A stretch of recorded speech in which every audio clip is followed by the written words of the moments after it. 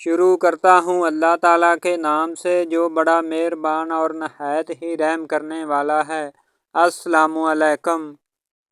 حضرت ابو ہریرہ رضی اللہ تعالیٰ عنہ فرماتے ہیں کہ ایک شخص نے عرض کیا کہ اللہ کے رسول صلی اللہ علیہ وسلم، میرے بعد رشتہ دار ہیں، میں ان سے تعلق جوڑتا ہوں اور وہ مجھ سے تعلق توڑ دیتے ہیں۔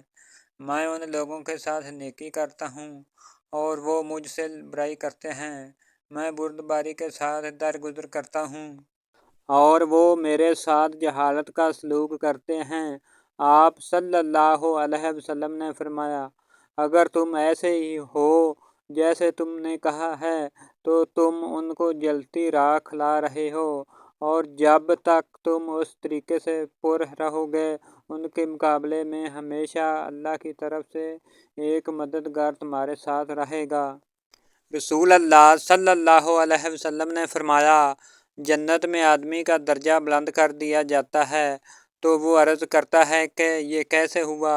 میرے عمل تو اتنے نہ تھے۔ ارشاد ہوتا ہے کہ تمہاری اولاد تمہارے لیے دعائے مغفرت کی وجہ سے۔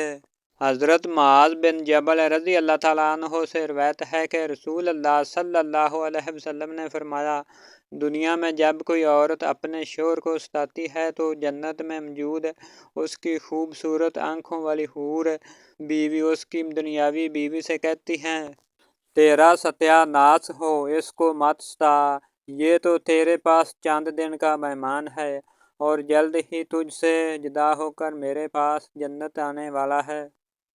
السلام علیکم پیارے دوستو، اللہ تعالیٰ ہمیں ان پاک حدیثوں پر عمل کرنے کی توفیق عطا فرمائے۔ دوستو، ہماری یہ ویڈیو آپ کو کیسی لگی ہے؟ اگر آپ کو اچھی لگی ہے تو ہمارے اس چینل کو سبسکرائب، لائک اور اپنے دوستوں کو شیئر کر دیں۔ اللہ تعالیٰ آپ کو اپنے حفظ و ایمان میں رکھے، آمین ثم آمین۔